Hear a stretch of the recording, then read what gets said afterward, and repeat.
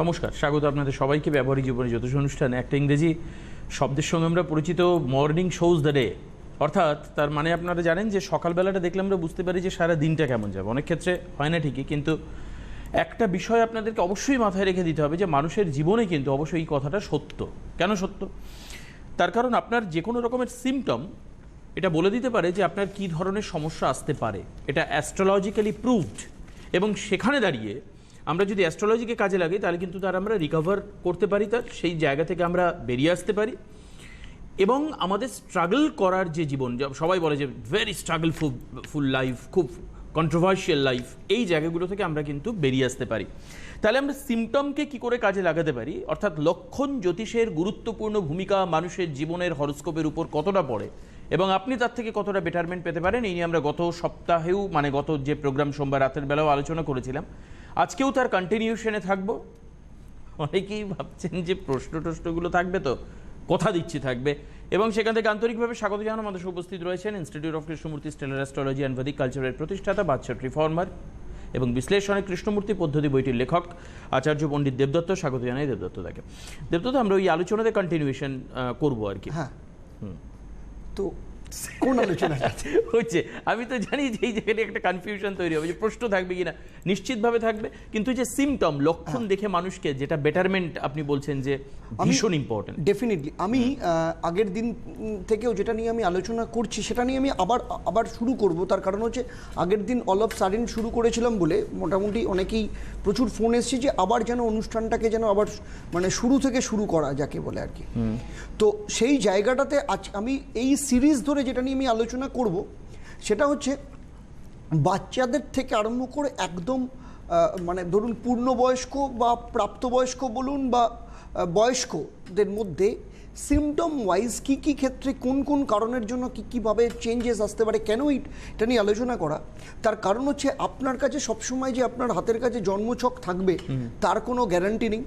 আপনি যে পাম বিশেষজ্ঞ হবেন তারও কোনো গ্যারান্টি নেই। তাহলে আপনাকে জ্যোতিষটা শিখতে হয়। যেমন আমাদের যেমন মাথার যন্ত্রণা হলে আমরা একটা সময় বুঝতে পারি মোটামুটি সিমটম অনুযায়ী যে এই মাথার যন্ত্রণাটা আমার সাইনাসের জন্য হচ্ছে, না গ্যাস ফর্ম করার জন্য হচ্ছে, নাকি অন্য কারণে হচ্ছে। তার জন্য আমাকে মেডিকেল শাস্ত্রটা পড়া বা ডাক্তার হওয়ার দরকার পড়ে না। বা আমার হাতে যদি কোনো ব্যথা হয় আমি বুঝতে পারি ফার্স্ট স্টেপে যে এইটা আমার মাসল পেনের জন্য হচ্ছে, না আমার বোনের পেন হচ্ছে, নাকি অন্য কোনো কারণে হচ্ছে, বা অন্য রকমভাবে শুয়ে থাকার জন্য হয়তো পেন হচ্ছে। তার জন্য আমাকে কিন্তু মেডিকেল শাস্ত্রটা জানার দরকার পড়ে না। আমি বুঝতে পারি আমার সমস্যা, আমি বুঝতে পারি, বা আমার যে কোনো ক্ষেত্রে কারোর একটা পেট ব্যথা হচ্ছে, আমরা সবসময় জিজ্ঞাসা করি না এই পেট ব্যথাটা কোথায় হচ্ছে, ওপরের দিকে হলে ডেফিনেটলি সেটা গ্যাস ফর্মের জন্য হচ্ছে। তো সেটা অ্যাপেন্ডিসাইটিস কিনা সেটাও বোঝা যায় একটা জায়গাটাতে। তো এইরকম আপনার জীবনের চলা ঘটনা বা আপনার ফ্যামিলির মধ্যে চলা ঘটনা বা আপনার সন্তানের জীবনের চলা ঘটনাগুলো থেকে আপনি আইডেন্টিফাই করতে পারবেন যে এই ঘটনাটা কেন ঘটছে এবং তার ক্ষেত্রে কিভাবে আপনি এই ঘটনা থেকে বা এই সমস্যা থেকে আপনি তাকে বার করে নিয়ে আসতে পারবেন। বেশ, একটু থামাবো, তারপরে প্রশ্ন করব। প্রশ্ন থাকবে, কিন্তু তার আগে আপনার যিনি রয়েছেন অপেক্ষা করে ফোন নেব। কে রয়েছেন ফোনে? হ্যালো। হ্যালো। হ্যাঁ, নমস্কার, স্বাগত, বলুন। হ্যালো। হ্যাঁ, বলুন। হ্যাঁ, আমি বর্ধমান থেকে বলছি। হ্যাঁ, বলুন।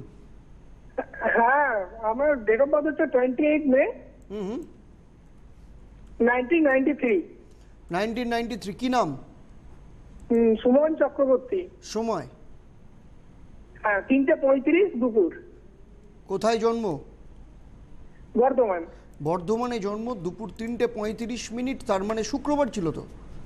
হ্যাঁ দাদা, আমাকে চিনতে পারছেন? প্রণাম। হ্যাঁ, কি নাম বললে তোমার? সুমন চক্রবর্তী। আচ্ছা, সুমন মানে দুর্গাপুরের সুমন। এক্স্যাক্টলি দাদা, এক্স্যাক্টলি। বলো সুমন, কি হয়েছে? তুমি এখন কি দুঃখ তোমার লাইফে? আমি সবাইকে বলতে চাই যে আপনার কাছে গিয়ে পরে আমার চাকরি হয়েছে। আর দ্বিতীয়ত হচ্ছে যে আমি আবার বিটেকটা শুরু করেছি। এবার বলুন আমি কি করব? বিটেক শুরু করেছো? বিটেক করবে? আপনি একবার কাইন্ডলি বলুন যে আমি কমপ্লিট করতে পারবো কি পারবো না। সেটা তো তোমার হাতে। একটা পাখি, সে পাখিটা তোমার হাতে আছে। তুমি ইচ্ছে করলে তাকে চিপে মেরে দিতে পারো, হাত খুললে তাকে উড়িয়ে দিতে পারো। তোমার লাইফ, তোমার জায়গাটাতে বিটেক শুরু করেছো যখন শেষ করার দায়িত্বটাও তোমার। তো শুরু যখন করেছো তার মানে। হ্যাঁ, বলো। আর একটা জিনিস হচ্ছে, আর একটা আমি কথা বলি, সেটা হচ্ছে betterment- তোমার জন্য কেন, সবার জন্য সুখবর, যেটা তুমি অনেকদিন আগে থেকেই একটা কনফিউশনের মধ্যে ছিলে, যে তুমি যে সেক্টরটা নিয়ে পড়াশোনা করছো, আমি খুব ভুল না হলে তুমি সিভিলে রয়েছো, তাই তো? হ্যাঁ হ্যাঁ হ্যাঁ হ্যাঁ। হ্যাঁ, একদম একদম। হ্যাঁ, যাই হোক, জুলাই 2019-এর পর সমস্ত সিভিল ইঞ্জিনিয়ারিং নিয়ে যারা পড়াশোনা করেছে বা সিভিল ওরিয়েন্টেড যারা কাজকর্ম করে, তাদের জন্য কিন্তু হ্যাঁ। সুখবর আসছে। জুলাই 2019-এর পর একদম। টোটাল মার্কেট কিন্তু চেঞ্জ হচ্ছে আবার।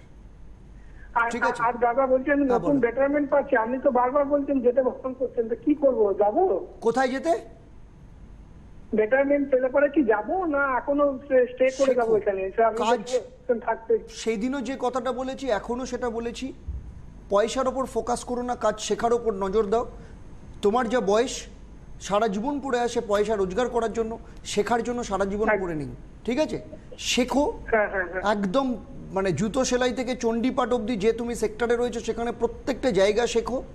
শেখার পর একদম। তারপরে তুমি অন্য জায়গায় নিজের কেরিয়ার, পয়সা রোজগারের জন্য তারপরে যাও। শেখার সময়টা এখন, এই যে টালমাটাল সময়টা চলছে সিভিলের ক্ষেত্রে, এই সময়টা শেখার সময়, তারপরে আর মোটামুটি 2020-র পর থেকে আর শেখার স্কোপ পাবে না, কাজ এখন করার সময় এখন আসবে। তাহলে দাদা পা বাড়াবো না তো অন্য না, কোথাও? একদম না, যেখানে আছো, যে সেক্টরে আছো, মানে যে কোম্পানিতে আছো সেই কোম্পানিতেই শেখো, সেইখান থেকেই তুমি শিখবে, আগে শেখো, ঠিক আছে? থ্যাংক ইউ ফোন করবার জন্য। যারা যারা ফোন করতে চাইছেন তারা ফোন করুন। আপনাদেরকে বুকিং নাম্বারটা একটু বলে দিই, 9830078634, এটা একটা বুকিং নাম্বার। দ্বিতীয় হচ্ছে 9830066913। যে এই যে লাস্ট যে কলটা যে ভদ্রলোক করলেন দুর্গাপুর থেকে, খুব স্বাভাবিকভাবে এখানে ডিসিশন নেওয়ার ক্ষেত্রে একটা সমস্যা ছিল, সেই সমস্যাটা থেকে তিনি ওভারকাম করতে চাইছেন। আপনার জীবনের সিদ্ধান্ত নেওয়ার ক্ষেত্রে সমস্যা থাকলে আপনি ফোন করতে পারেন এবং বুক করে আপনি চেম্বারে আসতে পারেন। চেম্বারে আসা নিয়ে একটা রহস্য তৈরি হয়েছে, অনেক মানুষের এটা প্রশ্ন। দেবদত্ত, আমি জানি না এর উত্তর দেবেন কিনা, maybe it will be it's that make the controversial, কিন্তু তবু আমি প্রশ্নটা করব, এই যে চেম্বারে আসা বিষয়। কিন্তু তার আগে মনে হয় আরেকজন রয়েছেন ফোনে কথা বলবো। প্রশ্নটা করে আমি ধরছি। প্রশ্নটা একটাই, যে এখানে সবাইকে বলে চেম্বারে আসবার জন্য। হ্যাঁ, বহু মানুষ, আপনারা যদি রিলেট করেন বলবেন, যে আর যদি ডিফার করেন সেটাও বলবেন। বহু মানুষ অপেক্ষা করে থাকে যে দেবদত্ত মুখনিসৃত অমৃত বাণী তারা শুনবে ঘরে বসে টিভিতে, তার জন্য তারা নিজেদের পয়সা খরচ করে ফোন করেছে, আপনার পয়সা খরচ করে নয়। হ্যাঁ, সেখানে দাঁড়িয়ে আপনি তাকে অল্প একটু রেমেডি করে, মানে এখান থেকে প্রেডিকশন করে দিয়ে বলছেন যে এবার তুমি চেম্বারে এসো। হ্যাঁ। আমি বাইরে শুনেছি, মানে আমাদের যে অফিস থেকে বাইরে বেরোলে শুনে যে ওখানে যন্তর মন্তর ঘর আছে, ওখানে মানুষ কাটা হয়, মানুষকে অত্যন্ত দামি দামি রেমেডি দেওয়া হয়, মানুষ বীতশ্রদ্ধ অনেক অ্যাস্ট্রোলজারের উপরে। আপনার নাম যদি আসেনি তাহলে আমি বলতাম।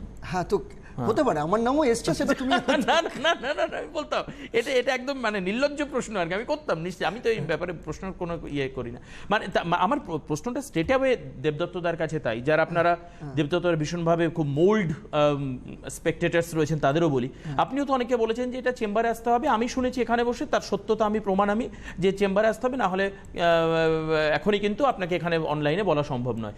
সেটা কি শুধুমাত্র ডিটেল বলার জন্য নাকি রেমেডি দেওয়ার জন্য? চুল কাটার কনসালটেন্সি কখনো ফোনে করা যায়?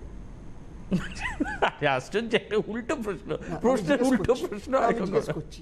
না, চুল কাটার কনসালটেন্সি আমি চুলটা কি করে কাটবো, ঠিক আছে, আমি একটা ছবি দেখে আমি বলতে পারি, বা আমি তার কারোর কাছ থেকে আমি কনসালটেন্সি নিতে পারি যে ঠিক আছে এখন এরকম ফ্যাশন হচ্ছে, চুলটা কিন্তু ওইখানে বসে কাটতে হবে। আচ্ছা, ঠিক আছে? তো সেই রকম মানুষের জীবনে আজকে আমি যে কোনো ক্ষেত্রে, কেন অ্যাস্ট্রোলজি কেন, আমি ডাক্তারের কাছ থেকে আমি ফোনে জিজ্ঞাসা করতে পারি, কিন্তু ডাক্তার দুটো তিনটে কথা বলার পর কিন্তু যে কোনো চেম্বারে আসুন কেন বলে, তার কারণ হচ্ছে সামনে থেকে দেখলে একটা মানুষকে অনেক বেশি করে জাজ করা যায়, 1 নম্বর কথা। 2 নম্বর কথা হচ্ছে, যেটা আমি স্পেসিফিক্যালি ভীষণভাবে পছন্দ করি, যদি কোনো কেউ স্টুডেন্ট, মানে কারোর ছেলে বা মেয়ের সম্পর্কে বা যার সম্পর্কে আসুন, আমি বলি সবসময় পরিবার সবাইকে মিলে আসুন। তার কারণ হচ্ছে সেখানে এক একজনের ভিউজ, এক একজনের ওপর এক একটা কিছু থাকে। যখন প্ল্যানিংটা করি তখন এই জায়গাটাতে প্রত্যেকের একটা সিরিয়াসনেস ভীষণভাবে ফুটে ওঠে। এটা কি হেরিডিটারি কোনো বিষয়? না, না, বিষয়টা সেটা নয়। সেটা হচ্ছে যে আজকে বাবা মায়ের ক্ষেত্রে, আজকে একটা সন্তানের ব্যাপারে মায়ের একটা ভিউজ থাকতে পারে, একটা ছেলের বাবার একটা ভিউজ থাকতে পারে, ছেলের নিজেরও একটা ভিউজ থাকতে পারে। তো বিশেষ করে আমি বলি অন্তত, মানে বাবা মা একসাথে থাকলে কি হয়, সন্তানটা তো দুজনের। কিন্তু আপনি তো বারবার করে বলেছেন যে সন্তানের ভিউজের উপর ওর ক্যারিয়ার ডিপেন্ড করবে। থাকতে পারে, কিন্তু তার সাথে সেটা নয়। সেটা হচ্ছে যে একটা প্রত্যেকে কি চাইছে, তার প্রত্যেকের একটা চাওয়ার পর তারপর তো আমি তাকে সেই জায়গাটাতে বলবো। কিন্তু তার আগে, যেমন আমি কখনো কারোর কেরিয়ার আমি ডিসাইড করি না। আমাকে যখন বলে যে আপনি বলুন আমি কি করব, আমি সঙ্গে সঙ্গে বলি যদি আমি বলি তাহলে সেটা আমার রাস্তা দিয়ে তুমি চলবে। ওয়ারাজ তুমি নিজেকে এক্সপ্লোর করো, এক্সপ্লোর করে দেখো কোন জায়গাটা তোমার লাইফের ক্ষেত্রে সুইটেবল হচ্ছে, তারপর আমি তোমাকে বলবো যে এই রাস্তাটা তোমার ক্ষেত্রে। যখন এই জায়গাটা যখন মিলবে তখন উল্টো দিকের মানুষটা তার লাইফে কিন্তু মোটিভেশনটা পাবে তার রাস্তা দিয়ে যাওয়ার জন্য। হ্যাঁ, না আমি এটা বুঝলাম, তার সঙ্গে বাবা মার সাথে সম্পর্কটা আমার কাছে ঠিক ক্লিয়ার নয়। তো যাই হোক, কে রয়েছেন ফোন, আমি ফোন নিয়ে নিই, তারপর আলোচনা থাকবে। হ্যালো, কে রয়েছেন? তারপরেরটা হ্যাঁ, না পরে শুনছি। হ্যালো, কে রয়েছেন ফোনটা নিয়ে নিই একটু। হ্যালো।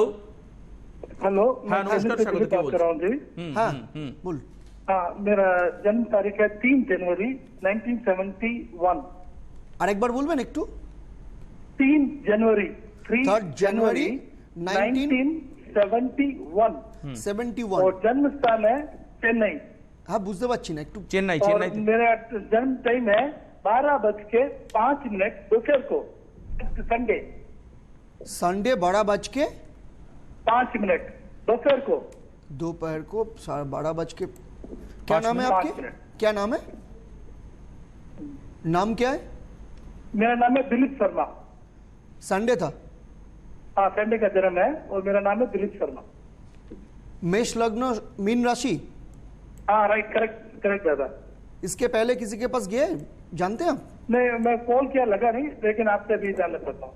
ओके, देखिए एक्चुअली ये कुंडली में जो है लग्न में शनि बैठे हैं और सप्तमा में मंगल बैठे हैं, इसीलिए आपके लाइफ में पहले जो प्रॉब्लम जो है ये प्रॉब्लम है आपको जो अभी जो बात हो रहा था डिसीजन लेने का प्रॉब्लम, नंबर 1। नंबर 2, आपका कॉन्फिडेंस का बहुत प्रॉब्लम होगा।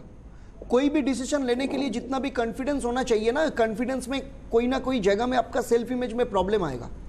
तो ये प्रॉब्लम आपको आगे जाके लाइफ में आगे बढ़ने के लिए, पैसा कमाने के लिए, पैसे में स्टेबिलिटी होने के लिए, ये मंगल एंड शनि का जो कनेक्शन है इसको बोलता है बीज योग।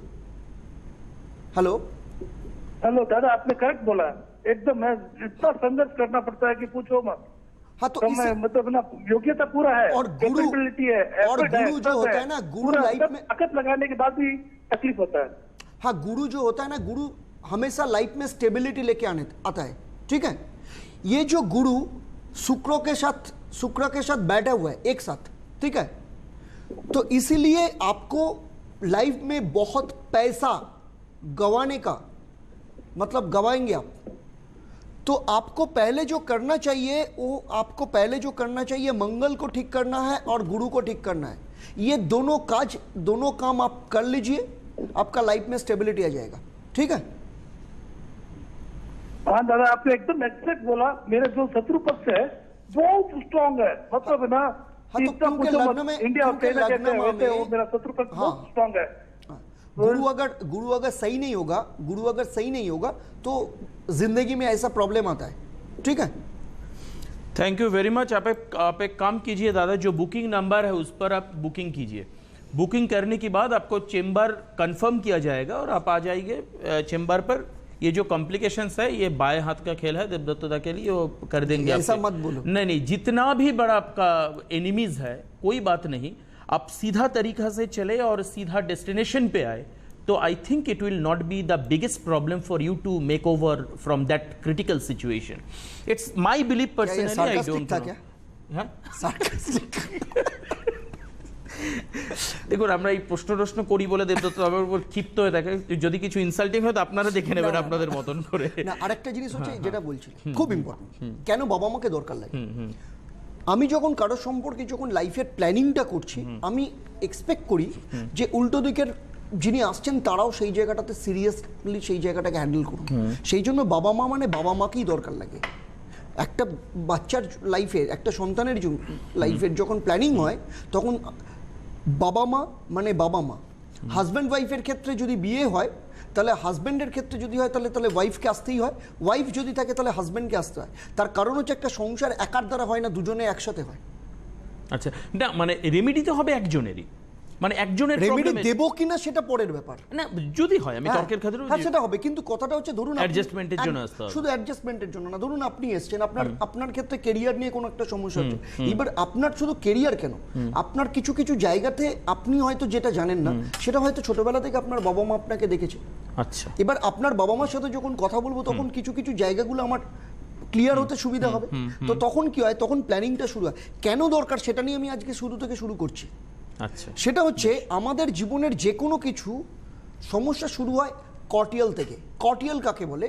আমাদের যে স্কাল থাকে, স্কালের নিচে যে লেয়ারটা থাকে সেই লেয়ারটাকে আমি স্কটিয়াল বলে। আমি কোনো টেকনিক্যাল ওয়ার্ডে যাচ্ছি না, কিন্তু এই স্কটিয়াল থেকে আমাদের অনেক কিছু সিমটমস ছোটবেলা থেকে আমাদের মধ্যে গ্রো করে। আপনিও যদি ফিল করেন, আপনিও নিজেও দেখবেন যে ছোটবেলায় এমন এমন কিছু জিনিসগুলো ছিল যার জন্য পরবর্তী ক্ষেত্রে আপনি লাইফে অনেকগুলো সমস্যা তৈরি করেছে। ফার্স্ট আমি যেটা নিয়ে আমি আলোচনা করব সেটা হচ্ছে, আজকে যেটা নিয়ে আমি আলোচনা করব সেটা হচ্ছে অ্যাফাসিয়া। আচ্ছা, কর্টিয়াল সিমলে একটা অন্যতম সিমটমস বলা হয় অ্যাফাসিয়া। অ্যাফাসিয়া কাকে বলে? কেউ ফোনে আছে? হ্যাঁ, একটা ফোন আমি নিয়ে ফোনে একটু তারপর হোল্ড করুক, আমি জাস্ট আমি শুরু করে তারপরে আমি ফোনে আসছি। আচ্ছা, নালে তালটা কেটে যাবে। ঠিক আছে। ছোট বাচ্চা, একদম যদি খুব ছোট বাচ্চা যবে কথা বলতে শিখেছে মোটামুটি একটুখানি, অনেক বাবা মা রিলেট করবে যাদের ছোট বাচ্চার ক্ষেত্রে, দেখবেন প্রচুর কথা বলছে, অনর্গল কথা বলছে, আপনি না চাইলেও কথা বলছে, সারাদিন ধরে নিজের মনে বকবক করছে, অনেক কিছু করছে, কিন্তু যখন আপনি প্রশ্ন করছেন, যখন আপনার দরকার হচ্ছে, এক এক সময় এমনভাবে চুপ হয়ে যাচ্ছে যে আপনি হাজার কিছু জিজ্ঞাসা করলেও পাচ্ছেন না। এইটাকে বলা হয় অ্যাফাসিয়া। এবং মানে আপনি কোনো কিছু জিজ্ঞাসা করছেন ও চুপ করে রয়েছে, কোনো আনসার কিন্তু দিচ্ছে না। আপনি যদি দেখে ফর অ্যান এক্সাম্পল, আপনি তাকে জিজ্ঞেস করেন আজকে তুমি স্কুলে গেছো, স্কুলে কী হয়েছে, সে কোনো আনসার দিবে না, সে বলবেই না তার স্কুলে কী হয়েছে। বা তার মুড হলে তখন হয়তো দু একটা আনসার দিচ্ছে, কিন্তু দিচ্ছে না, বাকি সমস্ত কিছু কথা বলে আছে। এইটা বাচ্চাদের থেকে, তারপরে যখন এটাকে পরবর্তী ক্ষেত্রে কী হয় সেটা আমি ফোনটা নেওয়ার পরে বলছি। একদমই। কে রয়েছেন ফোনে? হ্যালো। হ্যালো, হ্যাঁ বলুন। বলুন।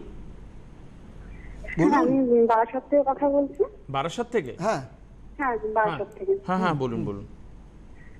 হ্যাঁ, আমি নিজের বিষয়ে জানতে চাই। কি নাম? ডেট অফ বার্থ হচ্ছে 11 জুন 1994। আমি শুনতে পেলাম না। কি নামটা বলুন, একটু পরিষ্কার করে বলুন দিদি। লাবণী মাইতি। হ্যাঁ, লাবণী date of মাইতি, হ্যাঁ, ডেট অফ বার্থ। হুম। টিভির ভলিউমটাকে মিউট করুন। টিভির ভলিউমটা মিউট করো। হ্যাঁ, একদম মিউট, মিউট একদম। হ্যাঁ, মিউট করে দিয়েছি, মিউট করে দিয়েছি। ইম্পর্টেন্ট টপিক নিয়ে আলোচনা করছি। বলুন। হ্যালো। হ্যাঁ, হ্যালো। হ্যাঁ বলুন তাড়াতাড়ি। হ্যাঁ, আমার ডেট অফ বার্থ হচ্ছে 11 জুন 1994, রাত্রি 2:30। 11th জুন 1994 রাত্রির 2:30। কোথায় জন্ম? বারাসাতে। বারাসাতে জন্ম, রাত্রির 2:30, তার মানে 10 তারিখ রাত্রির 12টার পর তো? হ্যাঁ হ্যাঁ, একদম একদম। তার মানে পরের দিন শনিবার ছিল। হ্যাঁ হ্যাঁ। মেষ লগ্ন, মিথুন রাশি, আর্দ্রা নক্ষত্র, রাহুর দশায় জন্ম। এর আগে দেখানো হয়েছিল? জানা আছে রাশি লগ্ন? হ্যাঁ, রাশি লগ্নটা শুধু জানি। লগ্নে মঙ্গল কেতু বসে আছে, সপ্তম স্থানে বৃহস্পতি রাহু।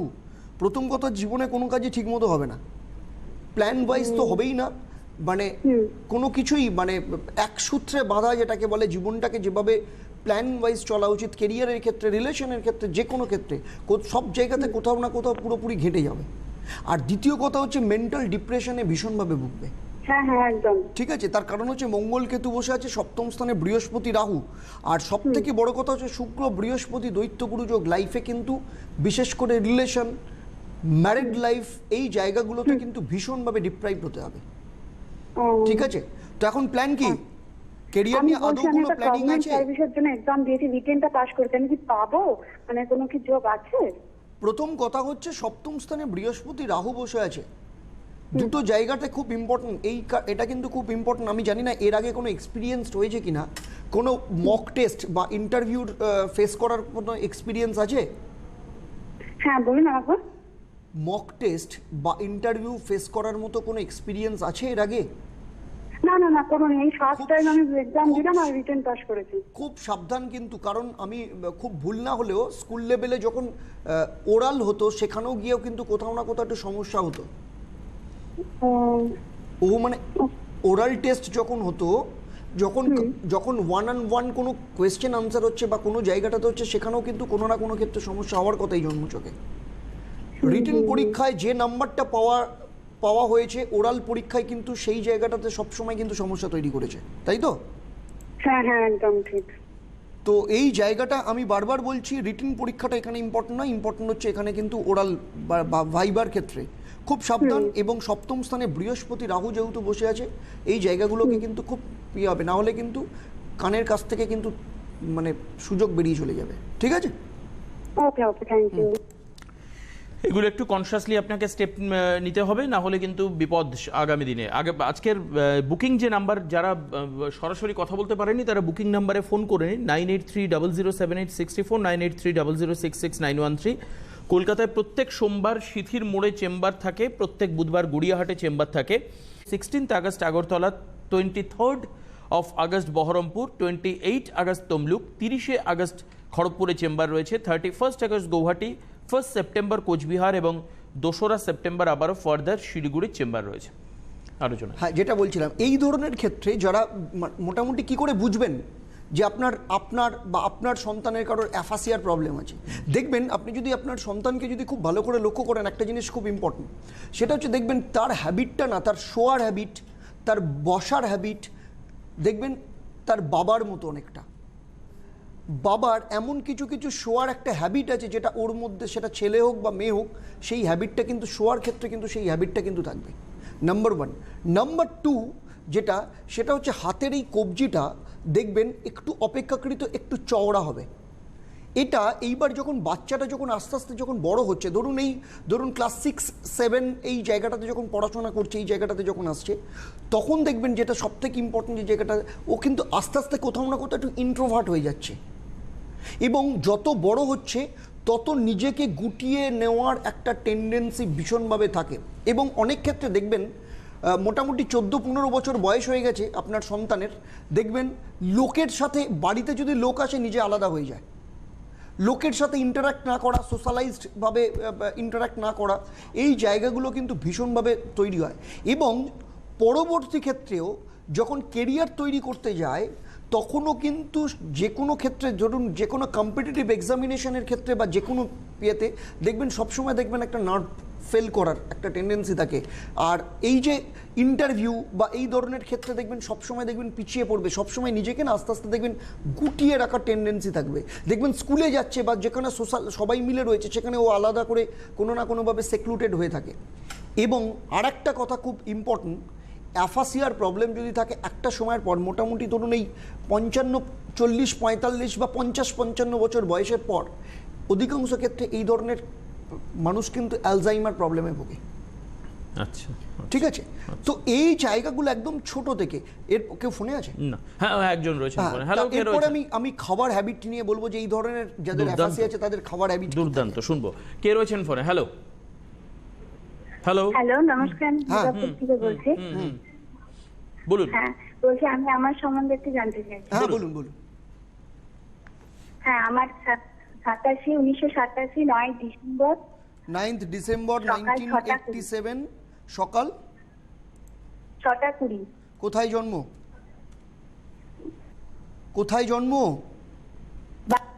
হ্যালো, কোথায়?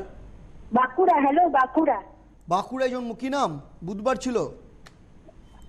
বৃশ্চিক লগ্ন, কর্কট রাশি, পুষ্যা নক্ষত্র, শনির দশায় জন্ম। রেগে গেলে রক্ষে নেই তো, যাতা হয়ে যায় রেগে গেলে।